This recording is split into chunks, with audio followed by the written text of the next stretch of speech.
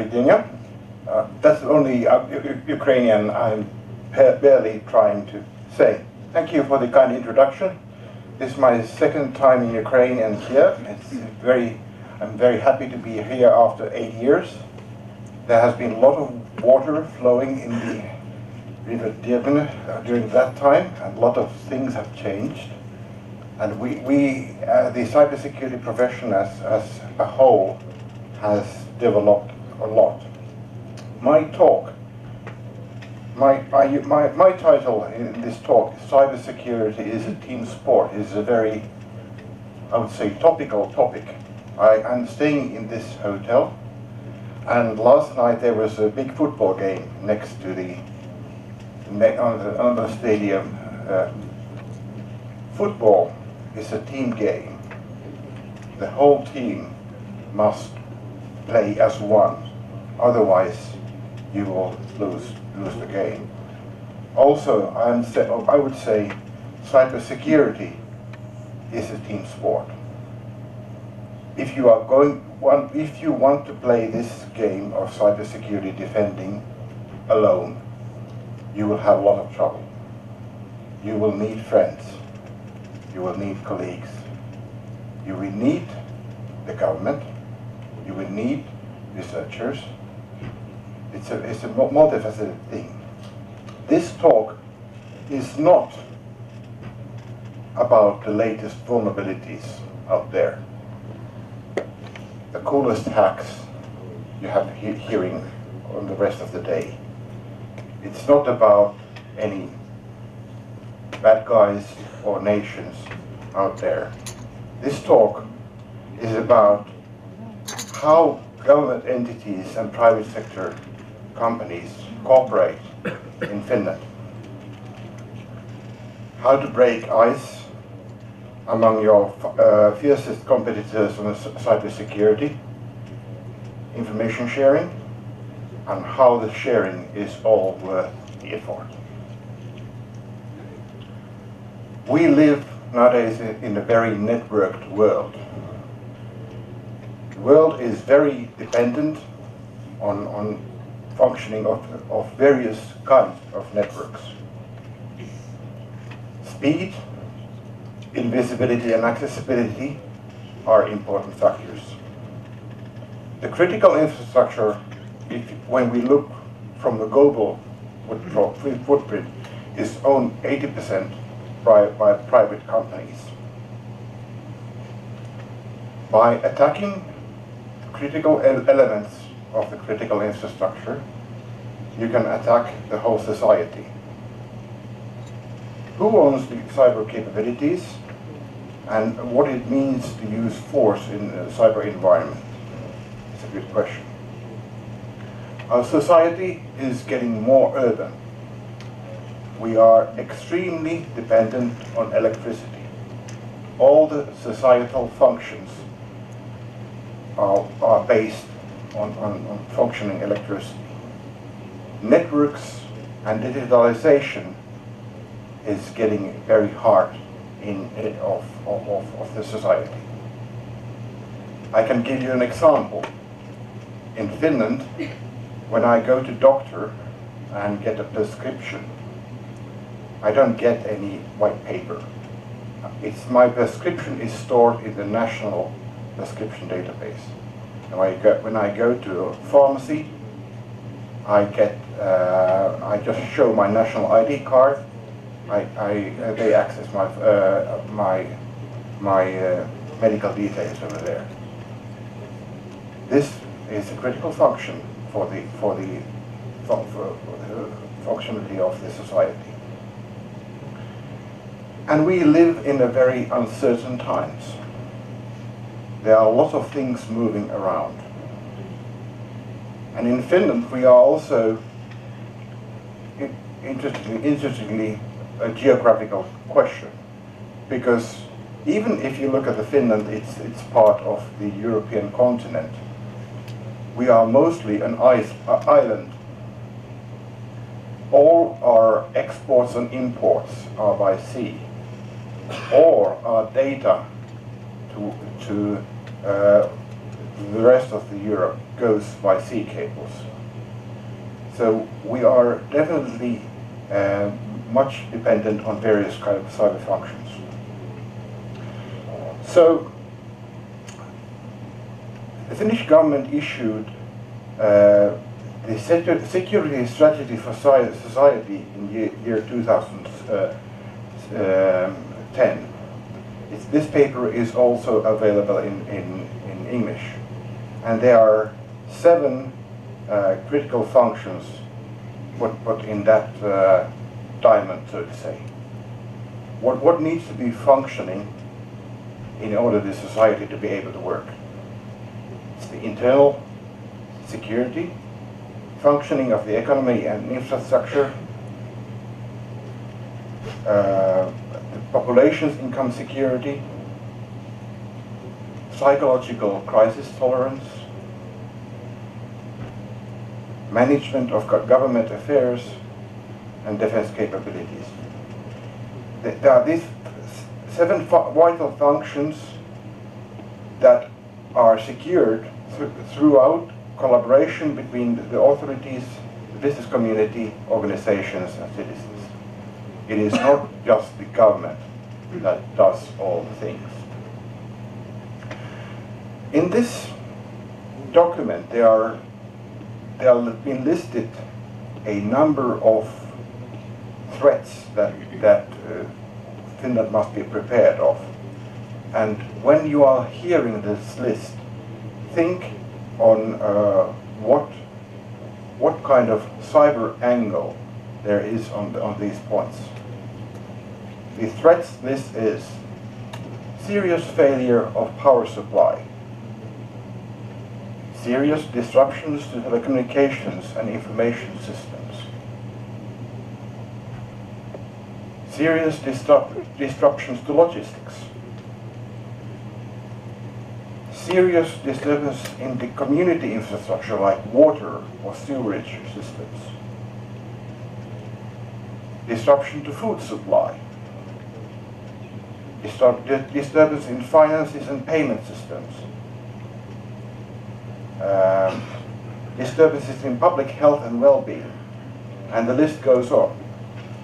Everything here on the list has a cyber angle, a cyber security angle. Nearly all these functions are dependent on the functioning of the data networks. The data networks are dependent on the electricity supply, and so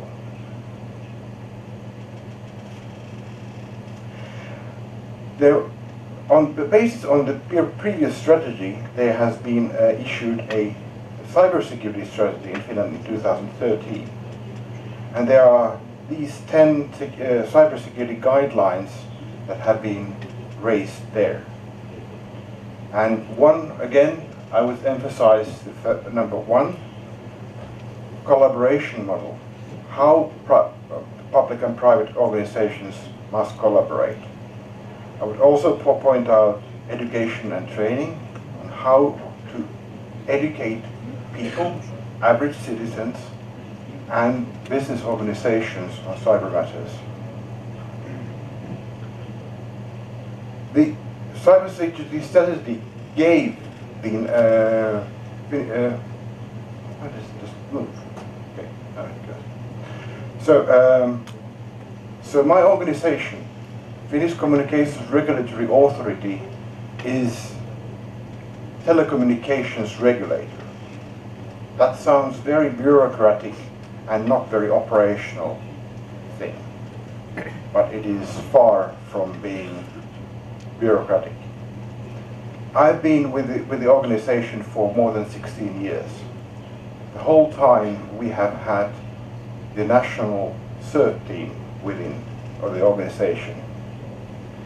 So about 5 years ago, we got tasking to set up the National Cybersecurity Center in our agency that is combining the CERT functions with other functions I'm going to describe a bit later.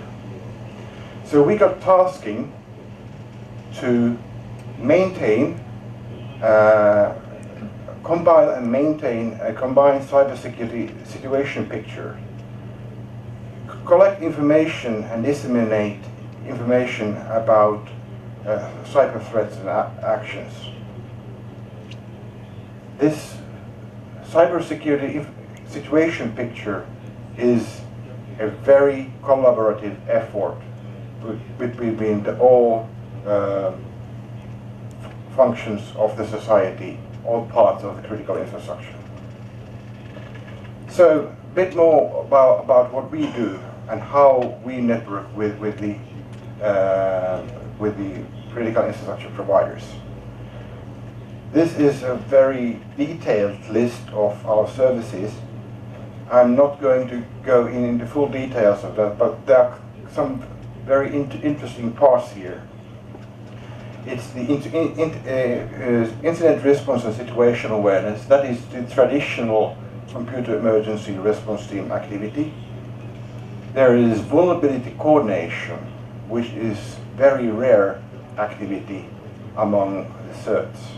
That means that we are collaborating with software manufacturers and equipment manufacturers worldwide regarding the newly found vulnerabilities. Training and exercises is a very much growing part of our cooperation. We have also extended our training to even individual companies in the critical infrastructure sector, providing to the management of a single company an exercise on the real cyber threats hitting the organization. I'm going to more details about the Havaro detection system a bit later, and all the collaboration networks also. But one important part of the cybersecurity National Cybersecurity Center is the accreditation part. So accreditation of information systems and telecommunications facilities related to confidential information. In total, this whole center is about 65 persons. The CERT activity is about 25 currently, where I'm part of. So, we are a telecommunication regulator, and we have actually had for several years already a mandatory reporting of major incidents from telecommunication service providers to us. That might sound a very bureaucratic and very not happy job to the telecommunications companies to do. But we have actually managed to ensure the telecommunications providers that reporting to us helps them to provide their management that their own business continuity processes work, and we actually get a much better situation picture on the situation. It is really about the question of approach. When we receive a report that a major telecommunications company is having a big network disturbance, what we do? Is it a carrot or a stick approach? Do we start with, we will fine you? We will put as many euros to fine. Or we will say that, okay, now we're making you a big example of how things can go wrong. Or we telling your competitors how badly you're performing. Or is it like we actually do? Is that our first question is when we receive a report from the telecommunications company that they have a problem, is how we can help. Have you noticed that there is a patch available to you available? Can we warn others that there is a vulnerability on this system? If you want, we can not mention your name. there's a huge difference on how this thing works. And in addition to this reporting, it's actually so that it's a quite unique situation that we have all the major security departments on all the telecommunications carriers, people from the security departments, the network operations centers from the major internet service providers. They are using our chat facilities to talk to each other and to talk to us in a reasonably secure way. This is an online community of us as a government regulator and the service providers, and it works very well. All the latest incidents that have been out there, like, for example, NotPetya discussed earlier today, WannaCry, all these things have been coordinated in Finland with the cooperation of the service providers and us. Information exchange has been near real time, and it helps. It makes it a major advantage on actually getting information exchange like this. So cooperation, as I said, is crucial. It's common situational awareness. Many companies that have understood that we are in the same sea, we are in the same network, in the same internet. If other organizations have problems, they might affect us. For example, if a major mobile network operator would have a disturbance on their network, that could spread, the effects of that disturbance could spread to other providers.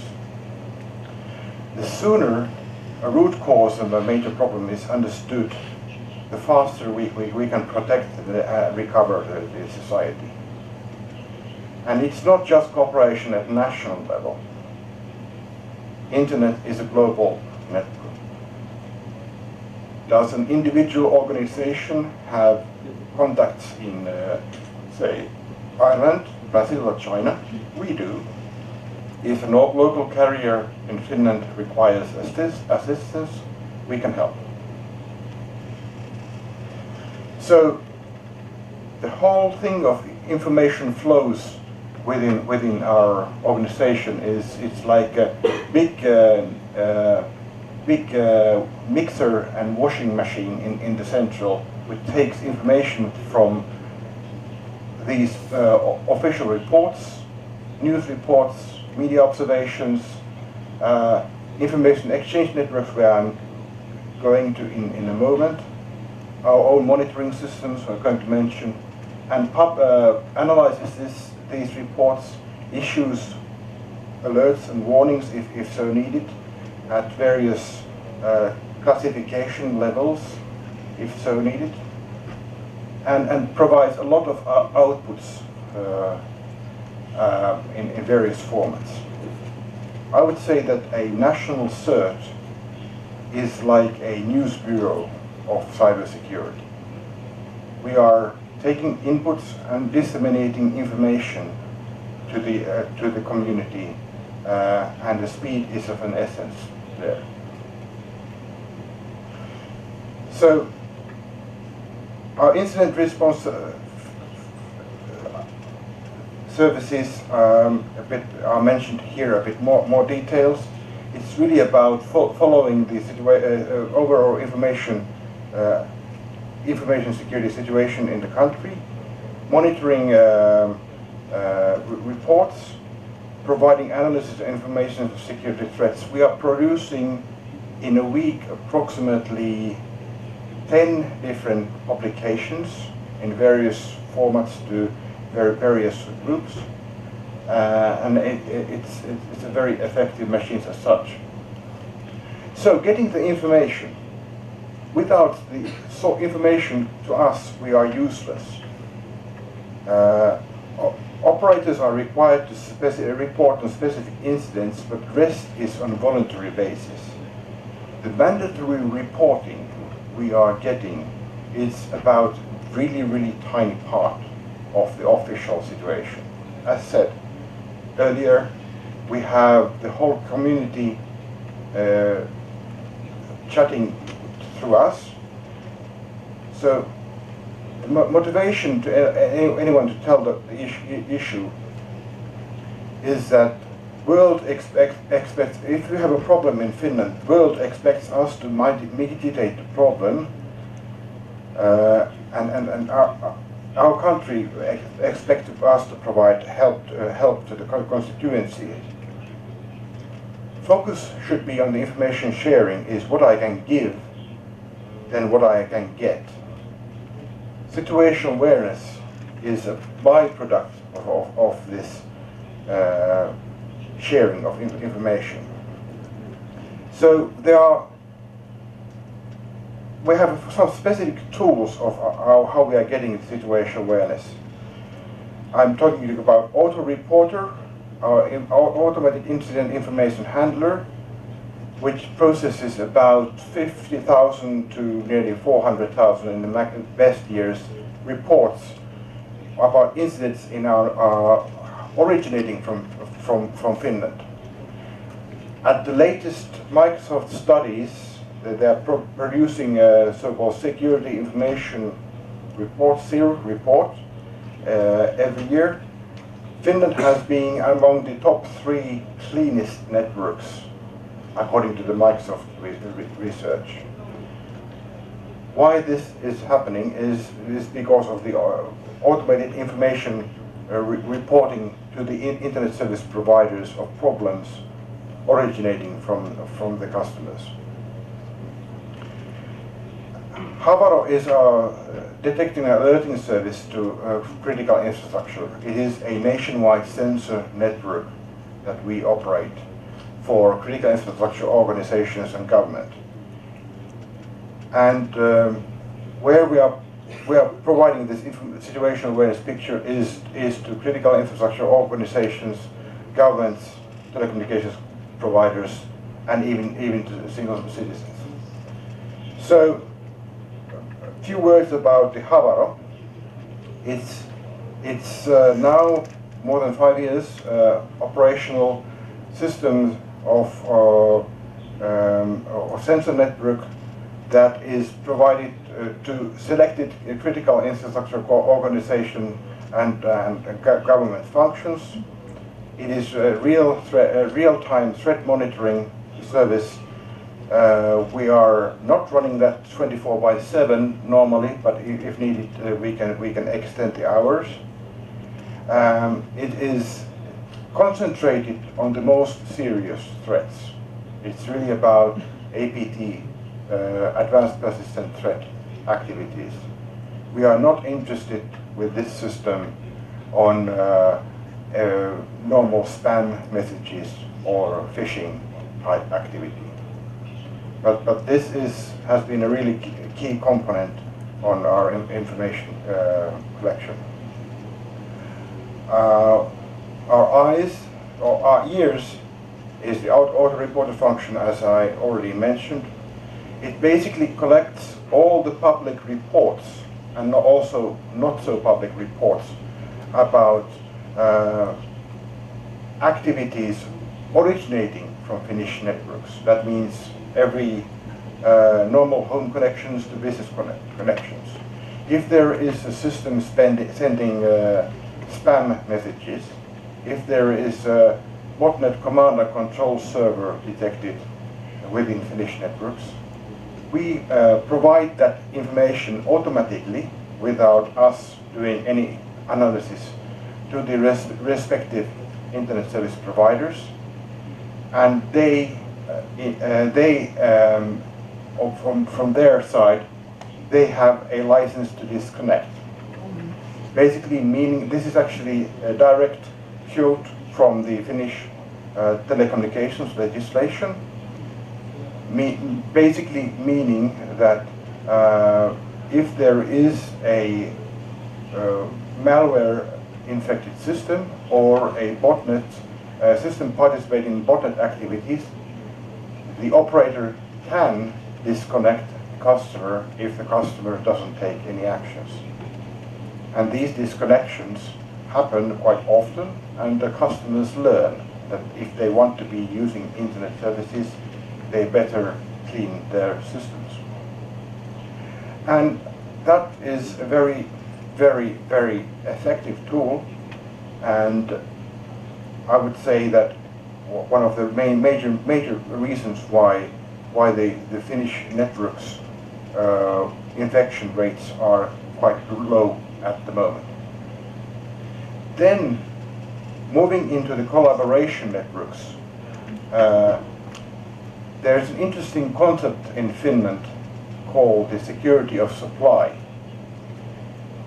meaning the safeguarding of basic necessities of society: foodstuff, energy, transportation, warehousing, and distribution systems.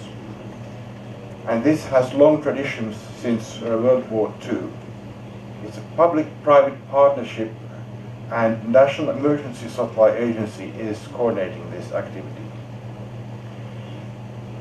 The National Emergency Supply Agency has understood very well that cybersecurity is part of the security of supply, and this covers all the sectors of critical infrastructure.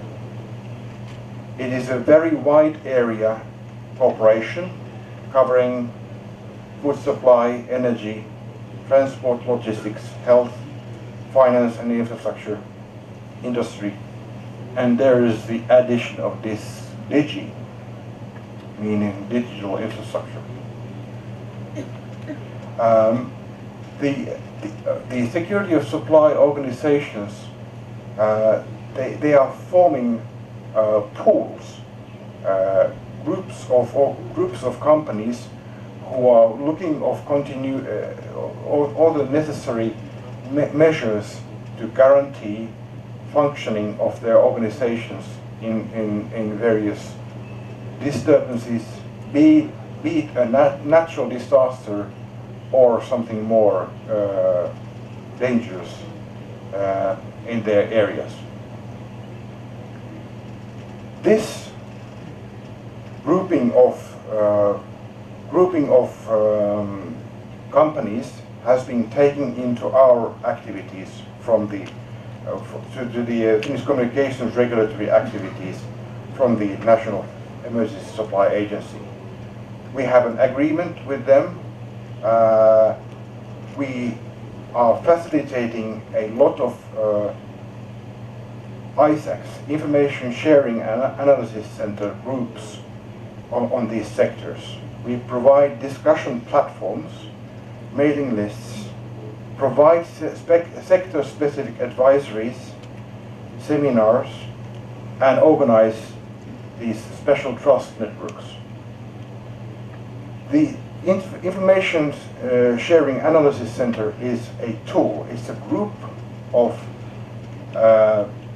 organization in the same sector of critical infrastructure, specialized in cyber security information exchange, to exchange threat intelligence, best practices, highlighting what not to do and what to do. The groups are based in trust. There are usually any formal agreements. These are discussion forums for security professionals in the industry. On the ideal situation, these forums are chaired from the industry. It is not us at the National Cybersecurity Center. We don't want to be the lead on this organization. It is better to have the initiative coming from the private sector organizations. It is really to be wanting to be a trust level that they are able to change information, not Alcoholics Anonymous, but Incident Response Anonymous. Russia. We have had this type of a problem. We had observe this kind of a security flaw in our organization. I must say here a interesting story about breaking the ice. We started a new information sharing group in the media sector just this year.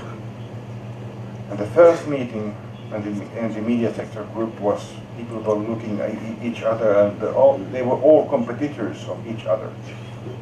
And they were really thinking of, is this worth all the trouble of getting on this with all the competing companies? But at the second meeting of that group, one organization shared their experiences of actually doing penetration tests against their organization. And that broke the ice of the group. And different organizations very actively compared their own experiences on the same type of vulnerabilities. And this group is, I would say, this media group is going to be a very successful cooperation in the future. So currently, we are running these active information sharing groups in Finland. As media is the newest one. Health sector is a very, very critical area. Modern hospitals are cybersecurity nightmares. They contain lots of medical equipment that are not so very well built regarding cybersecurity. Internet service providers group is a very active cooperation, and they are actually expanding their activities. Energy sector is especially active and followed the activities here in Ukraine very, very closely. They are especially interested in the area of control system security. Banks is one of the oldest corporations, and going very well. And there is chemistry and food supply are also in action. We have also other cooperation groups, not just like these information ISAC groups. Researchers is a group of information security researchers. Those people who study vulnerabilities on systems. Those who study new protection methods. This is both university researchers and research and development in corporations. Vendors is also a very active group. As you might know, we have this company called Nokia in Finland. But it is not just Nokia. We have also the global headquarters of security for Ericsson in Finland. So there's a lot of telecommunications equipment manufacturing and software for telecommunications being coordinated in Finland. So this is quite an important group. So learnings from the past years is that this information exchange is only work well if there is enough of trust, and that means that you have to meet regularly. If you have an information exchange based only on a mailing list has no email address, has no name. You have to meet people, shake hands, and discuss face to face. That helps. And the information exchanges only function if you share information. If you don't share, you won't receive information. Optimum group size of cybersecurity information exchange is about 50 to 20 participants. Smaller one, it might feel like that there are only it is make a feeling awkward. And also a bigger group, bigger than 20, usually means that the feeling of trust starts to go down. From my 16 years of experience on this area of cooperation is that on cybersecurity matters it takes at least 2 to 3 years to build up the trust within the group.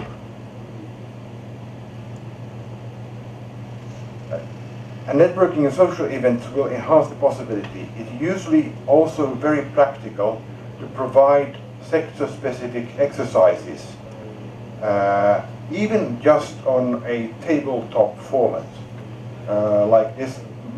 Provide a scenario to a group. How would you handle this? Where are the problems on handling this type of problem?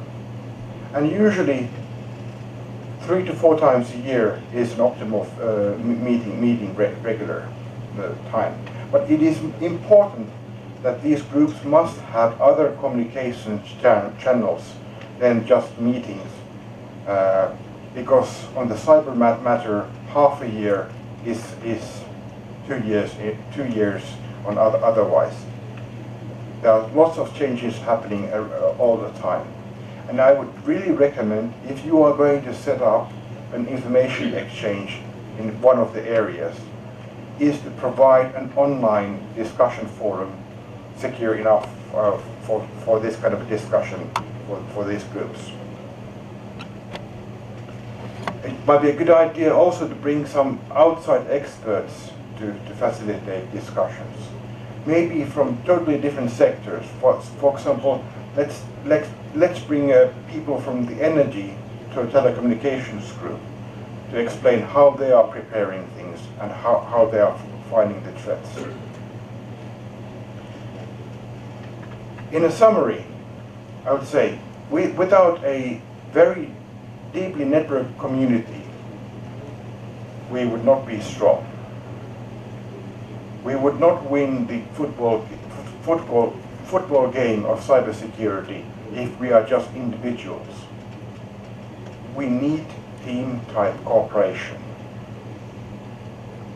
Sharing experiences helps bringing more sharing.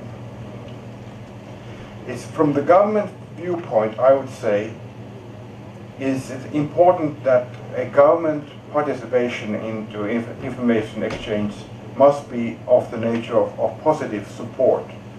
Provide assistance, provide facilitation of information exchange, not take the stick and punish because you have done wrong first. Allow an ample time to sharing to develop. It really takes time for the ice to break. So, a bit different type of talk. But I think this is what we need to think also. Not just the technical details of how a virus or worm works, but how we share as a community, or you as a nation, how you share information among each other. Because if you are going to try to solve the problems alone, the attacker will be stronger. But if you have a team, you can beat the resistance from the other side. Thank you.